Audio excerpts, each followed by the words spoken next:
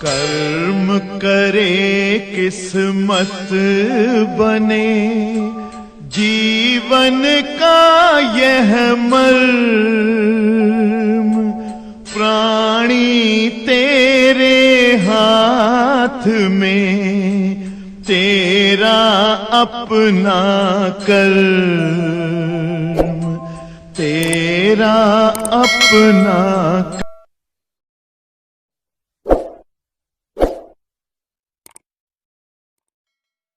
जैसा कि बच्चों कल आपको हमने जो है कल की क्लास में बहुत ही महत्वपूर्ण टॉपिक सिखाना शुरू किया था। सबसे पहले हमने आपको सिखाया था कल की क्लास में कि किसी उष्मागतिक निकाय की आंतरिक ऊर्जा क्या होती है। उनेसा और सुचिंता की फरमाइश पर मैं एक बात और समझा दे रहा हूँ। ये लोग बोली कि सर थोड़ा कम समझ में आया था। उष्मागतिक निकाय की आंतरिक ऊर्जा, तो प्यारे बच्चों इन लोगों की फरमाइश थी, लेकिन बता मैं सबको रहा हूं और बहुत तेज समझाऊंगा, ज्यादा समय नहीं लगेगा क्योंकि थोड़ा कम समझ में आया है। समझ सब आया लेकिन समय नहीं दे पाए आप लोग, टेक्निकल और टिपिकल वर्ड थे। इधर देखिए, हम लोगों ने बेटा एक नियम पढ़ा है, ऊर्जा समविभाजन नियम।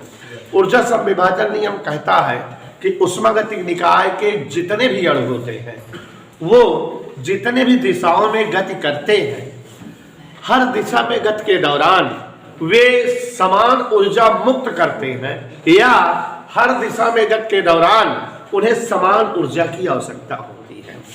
और किसी भी अणु को किसी भी दिशा में गति के लिए जितनी ऊर्जा की आवश्यकता होती है या गति के दौरान जितनी ऊर्जा मुक्त करता है उसे हम हाफ केटी कहते हैं।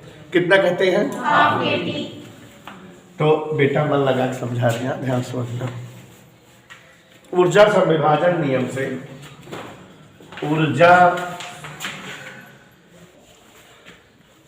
ऊर्जा समविभाजन नियम कहता है, सभी लोग बेटा धीरे धीरे समझना, ठीक है उन्हें बेटा। ऊर्जा समविभाजन नियम से ध्यान से देखो, कोई भी अणु जिस भी दिशा में गति करता है या तो वो हाफ केटी ऊर्जा मुक्त करता है या तो वो हाफ केटी ऊर्जा पाता है तब गति करता है, दोनों बात है। प्रत्येक अणु की प्रत्येक दिशा में गति के दौरान आवश्यक ऊर्जा चाहे मुक्त करे चाहे चाहिए, कितना होती है उन्हें सब बेटा? हाफ केटी। अब हमको यह पता होना चाहिए कि अणु कई दिशा में गति करता है। अलग अलग उष्मागतिक निकाय के अणु अलग अलग दिशाओं में गति करते हैं। जितने दिशाओं में कोई भी उष्मागतिक निकाय गति कर सकता है उसे उसकी स्वतंत्र कोटि कहा गया है। तो अगर यदि स्वतंत्र कोटि F हो तो इसका मतलब ये कई दिशा में गति करेगा? एक दिशा में। और हर दिशा में कितनी ऊर्जा फेंकेगा? हाफ केटी। एक दिशा में हाफ केटी तो दो दिशा में 2 गुणे हाफ केटी, 14 दिशा में 14 गुणे हाफ केटी, तो F दिशा में हाफ F केटी। इसलिए प्रत्येक अणु द्वारा समस्त दिशाओं में मुक्त ऊर्जा हाफ F केटी। प्यारे बच्चों ये एक अणु की ऊर्जा है। हमारी गैस में कई अणु होते हैं, है ना? यदि 1 मोल गैस में N अणु हो तो संपूर्ण अणुओं की ऊर्जा यू, मानी यही तो आंतरिक ऊर्जा होगी, बराबर हाफ F केटी एक अणु की है और है तुम्हारे पास। लेकिन हम जानते हैं बेटा बोल्ट्जमैन नियतांक के बराबर R बटे परीक्षा गुणा कर दो, R बराबर K इंटू N, तो U बराबर हाफ F K और N हटा दें RT। ये किसी उष्मागतिक निकाय की आंतरिक ऊर्जा का व्यंजक आ गया। मेरे ख्याल से अस्मित बेटा सबको समझ में आ गया। कल भी बताए थे बेटा, आज भी बता दिए। सुचिंता कोई दिक्कत तो नहीं है। तो ये किसी उष्मागतिक निकाय के संपूर्ण अणुओं की आंतरिक ऊर्जा आ गई। अब बच्चों यहाँ पर ध्यान दीजिएगा, ये आंतरिक ऊर्जा जो उष्मागतिक निकाय की आ गई, क्योंकि उष्मागतिक निकाय 3 प्रकार के होते हैं। तो यहाँ पर समझो, एक परमाणु उष्मागतिक अगर निकाय है, एक परमाणु उष्मागतिक निकाय, तो यह बराबर क्या बताए हैं उसके लिए, तो उसकी आंतरिक ऊर्जा का व्यंजक आ जाएगा 3/2 RT। याद रहेगा? नहीं याद रहेगा? द्विपरमाणु, अब तो बेटा याद हो जाना चाहिए ऐसा बेटा। द्विपरमाणु उष्मागतिक निकाय के लिए यह बराबर याद हो जाना चाहिए कि द्विपरमाणु उष्मागतिक निकाय में 3 स्थानांतरी किंतु 2 घूर्णन गतियां होती हैं। 5 F का मान होता है उनके लिए। तो यूं बराबर, अगर ऐसा बेटा तुम लोग जो है वीडियो भी देखा करो तो और अच्छे समझ में आ जाए। बाकी बेटा उष्मा का चैप्टर बहुत कठिन है। मैंने कई बार बताया है, अपने मुंह बखान नहीं कर रहे हैं। पता होता अगर कोई पढ़ाता उड़ाता नहीं, अपना डीप में सब उड़ा के साथ कर बढ़ जाते हैं। लेकिन मैं एक एक स्टेप पढ़ाता हूँ, मेरे हर बच्चे को क्लियर समझ आए। तो इतना समझ में आया बेटा? बहुपरमाणु उष्मागतिक निकाय है, तो यह बराबर क्या होता है बेटा, तो आंतरिक ऊर्जा U बराबर 6/2 RT। तो अब बच्चों याद रहेगा आपको कि किस उष्मागतिक निकाय की कितनी आंतरिक ऊर्जा है। कहीं कोई दिक्कत बेटा? तो किसी भी उष्मागतिक निकाय की आंतरिक ऊर्जा निकालने का व्यंजक आ गया। सभी लोग थोड़ा और ध्यान दीजिए, विशिष्ट ऊष्मा। अब जो है सुचिंता बेटा, तुम्हें थोड़ा दिक्कत कल इसलिए हो रही थी कि जब विशिष्ट ऊष्मा पीछे पढ़ाए थे तब तुम क्लास में नहीं थे। याद करिए, किसी पदार्थ में निहित ऊष्मा, हम समझाए कि बताए रहे कि जब न्योता वाला खाना बनवे होता है 2-3 हजार मनई के, तो ज्यादा खाना बनवा था 2-3 क्विंटल बनवा था, तो ज्यादा आग या ज्यादा ऊष्मा की जरूरत रहा था। घरे वाला खाना बनवा था 5 किलो 6 किलो, थोड़ के आग की जरूरत पड़ा था ना। तो ऊष्मा डिपेंड करती है द्रव्यमान, कम द्रव्यमान कम ऊष्मा, ज्यादा द्रव्यमान ज्यादा ऊष्मा, और डिपेंड करती है ताप वृद्धि पर। तो क्यों समानुपाती यम डेल्टा टी। और बच्चों समानुपातिक चिन्ह हटाते हैं तो बराबर और नियतांक सी यूज करते हैं या yes, C M delta T. तो भाई आपका क्या नाम है? देवेश चंद्र पांडे, DC पांडे। आज से जान लेना, किसी उष्मागतिक निकाय के लिए हम यहाँ बता रहे बेटा, मन लगा Q बराबर एम सी डी टी या डेल्टा की एक ही मतलब हुआ।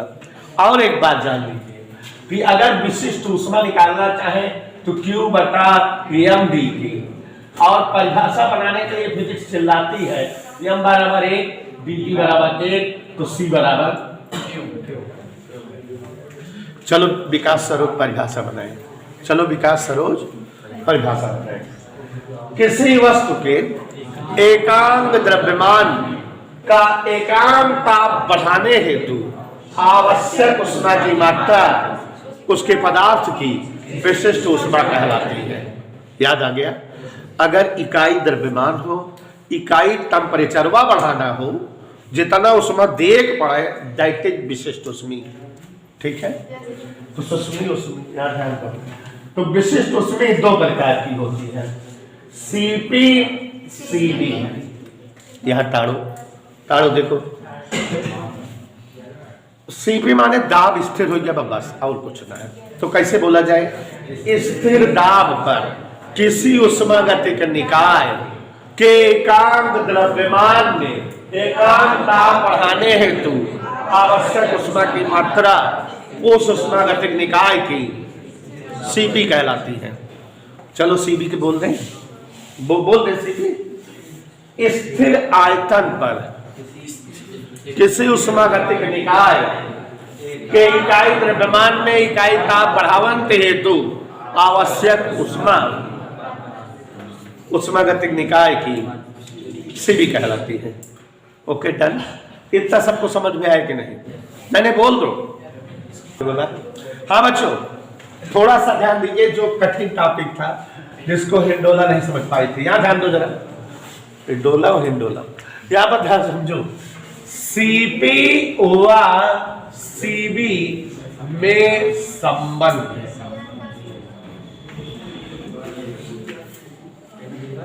मेयर का सूत्र।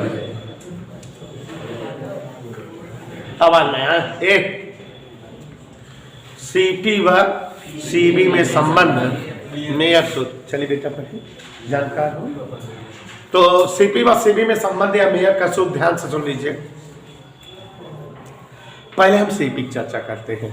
चलो, यहां सीपी है क्या? एक मिनट। किसी उष्मागतिक निकाय के इकाई द्रव्यमान में इकाई ताप वृद्धि हेतु आवश्यक उष्मा, माने सीपी एक प्रकार की उष्मा है कि नहीं? भाई देखो जरा, स्थिर दाब पर एकांक द्रव्यमान में एकांक ताप वृद्धि हेतु आवश्यक उष्मा, यही है कि नहीं? Yes sir. लेकिन बेटा आपको मैंने बचपन में उष्मागतिकी का प्रथम नियम बताया था, और उसमें आपको पढ़ाया था कि जो उष्मा होती है किसी निकाय का ताप बढ़ाव को, चाहे वो पिघलावा को, कई रूप में खर्च होता है। आंतरिक ऊर्जा में वृद्धि और निकाय द्वारा किए गए, माने ये जो सीपी है, अगर ये एक प्रकार की उष्मा है तो ये आंतरिक ऊर्जा में वृद्धि और निकाय द्वारा किए गए कार्य के रूप में खर्च होगी। बोल दो भाषा ऐसे। देखो परिभाषा समझ में आई कि नहीं? ऐसे ही रामलाल दिखाए मुझे। सीबी, इसकी परिभाषा क्या है? स्थिर आयतन पर, आवाज नहीं है, स्थिर आयतन पर उष्मागतिक निकाय के एकांक द्रव्यमान में एकांक ताप बढ़ाने हेतु तो आवश्यक उष्मा। चूंकि आयतन स्थिर है, चूंकि बी नियत है, इसलिए डीबी 0, इसलिए पीडीबी 0, इसलिए सीबिया बराबर डीयू प्लस, माने सीबी बराबर, कहानी में चलता ही है। माने यह समझ में आ गया कि सीपी स्थिर दाब वाली विशिष्ट उष्मा से किसी उष्मागतिक निकाय के आंतरिक ऊर्जा में वृद्धि और निकाय द्वारा कार्य संपन्न हो सकता है, लेकिन सीबी स्थिर आयतन वाली विशिष्ट उष्मा से निकाय के आंतरिक ऊर्जा में केवल और केवल वृद्धि ही होगी। तो एक और दो से, अरे मरी माई, देखा एक और दो, नहीं मानोगे? एक और दो से CP is greater than CB हुआ सीपी माइनस सीबी बराबर,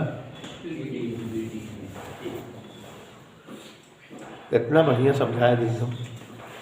पीडीबी माने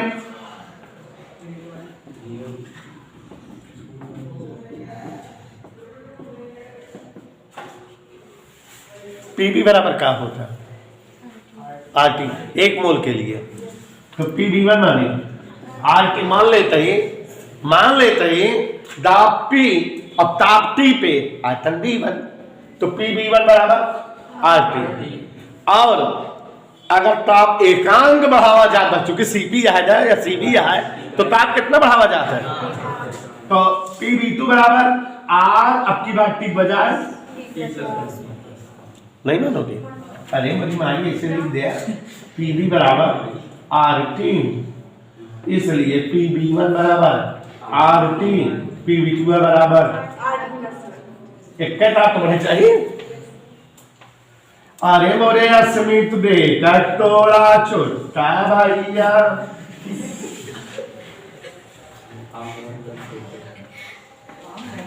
आज हम फुलफारम नहीं, आज अगर मैं समझाता हूँ तो जाना फिर मैं पढ़ाऊंगी क्या?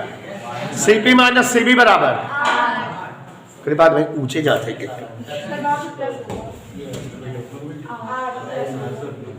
सीपी माइनस सीबी बराबर एनी डाउट पक्का पक्का।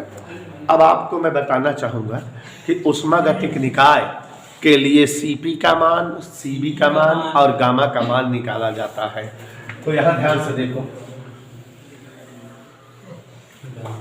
ये तो समझ में आ गया कि नहीं सबको? सीपी सीबी व गामा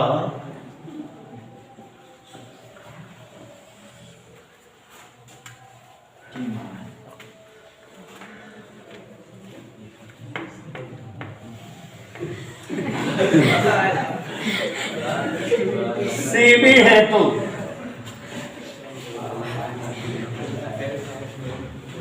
एक मिनट कोई बोलेगा ना तो उसको मैं फिर डाल दूंगा। सीबी है तो यहां बोर्ड पर ध्यान दीजिए जरा। देखो सुषमा बहुत कंफ्यूज है, कल भी कंफ्यूज थी, आज भी, लेकिन आज इनका दिमाग मैं सही कर दूंगा। इधर देखो सीबी, एक मिनट, सीबी क्या है हमसे सुनो। स्थिर आयतन हेतु किसी उष्मागतिक निकाय के एकांक द्रव्यमान में एकांक ताप वृद्धि करने हेतु आवश्यक उष्मा। सीबी यही है कि नहीं? नहीं बोलो हाँ है। तो ये उष्मा है कि नहीं? ये उनेसा कह रही है कि सर उष्मा है, और ये जो है सुष्मी है ये भी कह रही है सर उष्मा है। बोलो दिक्कत। अब उनेसा जानकार है, कह रही सर जी जब ये उष्मा है तो इसको हम डीयू प्लस पीडीबी लिखेंगे। कौन दिक्कत तो ना कहती है? ये कहती है कि अगर सीबी इज उष्मा then it can be expressed in the form of first law of thermodynamics which is du plus pdb. Here pdb is 0 hence dq is du. तो यहाँ सीबी की जगह क्या लिख सकते हैं? du। और सुषमा जी को देखो, सुषमा कह रही है कि सर उष्मा अगर है, विशिष्ट उष्मा की कहानी में उष्मा को लिखा जाता है MCDT। बोला तो इनके हिसाब से यम माने विशिष्ट उष्मा परिभाषा में, सी माने सीबी, और ये तो दोनों अपनी अपनी हिसाब से लंतरानी लगा रही हैं सीबी का। ये सीबिया को ये कह रही है, ये सीबिया को ये कह रही है। अब समझ में आ रहा है? कोई दिक्कत तो नहीं है? मजा आ गई? तो अब देखो जरा, दोनों ही तो बराबर होंगे क्योंकि दोनों ही सीबिया है। तो अब बेटा सीबिया डिटिया बराबर डीयू, तो सीबी बराबर डीयू बटा डीटी। कोई दिक्कत? कोई दिक्कत? ये किसका मान आ गया उन्हें सब बेटा? सीबी का। और आगे देखो सीबी बराबर, इसको हम लिख सकते हैं मंजन D by D T of you. Tara you बराबर वही निकाले, यू बराबर हाफ एफ निकाले रहे क्या? Half F R T. अब देखा half F are constant T के ऑपरेंट टी के सापेक्ष ए, तो सीबी का मान जग जाहिर हो गया हाफ एफ आर। भौकाली मान आ गया कि नहीं? किसका मान आ गया? जोर से बोलो सीबी का मान आ गया। इधर देखते रहो, हेडिंग के पास आते हैं। क्योंकि सीपी माइनस सीबी बराबर क्या होता है? आर होता है कि नहीं? इसलिए सीपिया बराबर, मजा आया? और आगे देखो सीपिया बराबर R plus half F R. मान धर दिए, देखते रहो देखते रहो। सीपी बराबर आर कामन 1 प्लस एफ बटा 2। ये किसका मान आ गया? जोर से पूछो हमसे। सीपी का। मजा आ गया? नहीं मजा आया? किसका मान आ गया बेटा? और वो किसका है? तुम लोग मेरी बात ही नहीं मानते हो। आ गया कि नहीं? एक चीज और, उनेसा समझ गए सर जी 3 लाइन क्यों बनाए थे? एक परमाणु उष्मागतिक निकाय, 2 परमाणु उष्मागतिक निकाय। यहाँ लिखना एक परमाणु, हम क्या लिखे? क्या लिखे? उष्मागतिक निकाय। ऐसे देखा F बराबर 3 तो Cv बराबर ऐसे निकाला F की जगह 3/2R। आज से याद रहे कि ना? Cv मान क्या याद रहे? उन्हें सब शिवांशु बेटा कोनो दिक्कत? आगे देखते रहो। ई का लिखा था हमका पढ़ बताओ। 2 परमाणु उष्मागतिक निकाय गुछ गया दिन की 2 परमाणु उष्मागतिक निकाय। F बराबर तो Cv बराबर मजा आ गया, याद हो गया कि ना? तो पसंद कर। अब जिन कहा गैस CpCv का ना है तो लड़कों जनपा ना करते CpCv का अब कंपटीशन में उधर गया चलिए। अब का जानता अब कौन निकाय? परमाणु उष्मागतिक निकाय। F बराबर तो Cv बराबर ना। मजा गया सबका? बहुत मजा आ गया। कठिन लागत है बेटे? त्यों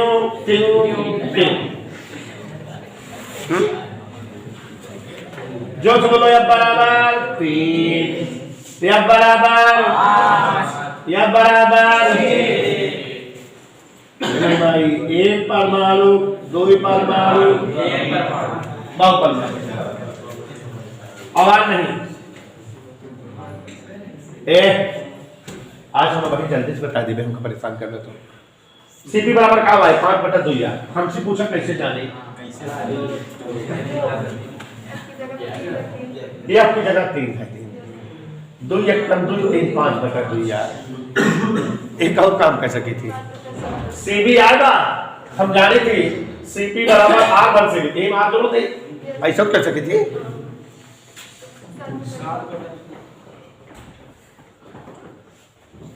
देखा है मैं अपनी जगह पालते थे और एमएन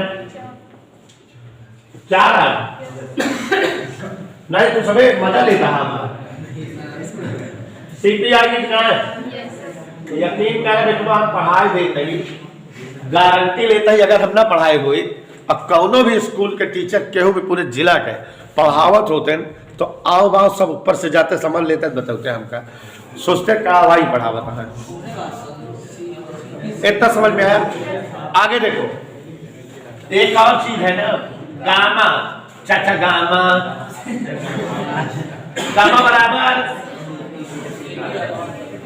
बराबर Cp और Cv मान धर दो क्या है? R1 + F/2 और हाफ Fr काटे पीछे गामा बराबर का आ गया 2 + F/F क्या मान आ गया लड़का? सुनते ना आया क्या किया है? एक परमाणु 2 परमाणु बराबर या बराबर 3 या बराबर 5 या बराबर 7। सवाल में ऐसा स्टाइल से देना पकड़ी नहीं पड़ गया। कहे हाइड्रोजन गैस की ऐसे कही दे तो दिमाग दलवा दे कि 2 परमाणु कहा बा Cp मान लेता ना बस चाहे दे रहा समझ चाहे ना फिर सारा मान सकते हैं। चला एक परमाणु के लिए बतावा 5/3 याद रहे कब याद सोलिए लगाओ रहे सब तापी तो धोत में कहूँ गामा 5 कहूँ 1.5 ऐसे चला रहा था। हाँ अब तो कहा कह रहा था ऐसा बेटा न देखो अब जानत रहा जाए निकाल लिया है इसे तुरंत बताओ 2 परमाणु के लिए 7/5 14 1.4 ऐसे करता है भाग कर देता है एकाएक का भाग करेगी 4/6 हाँ बेटा 6 आया 7 तो का देखा हाँ, तो आप सभी को धन्यवाद, आप लोगों ने मेरी मदद की ट्रैक्टर को खत्म करवाने में।